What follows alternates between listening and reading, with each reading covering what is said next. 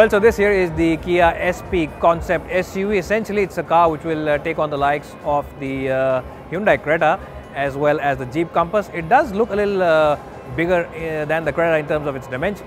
Now, in terms of its dimensions, it does look a little bigger than the Creta, but we'll finally see what kind of SUV Kia launch when they will finally launch this car towards the end of 2019. This will be the second or third product from the Kia lineup in India. In terms of engines, nothing has been officially revealed at the moment, but we expect the same 1.6 litre diesel as well as the same 1.6 litre petrol engine which powers the Hyundai Creta to also power this car. Now, in terms of styling, it really does look smashing from the outside. The styling elements, of course, look spot on, including that special grille. How many of these elements will finally make it onto the official production car? Only time will tell.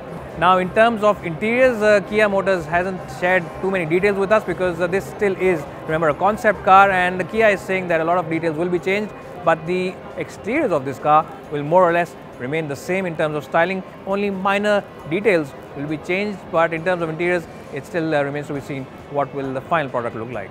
In terms of pricing, expected to be slightly more than the Hyundai Creta and a little more than the Jeep Compass as well, because remember, this will be a premium SUV when it goes on sale towards the second half or the last half of 2019.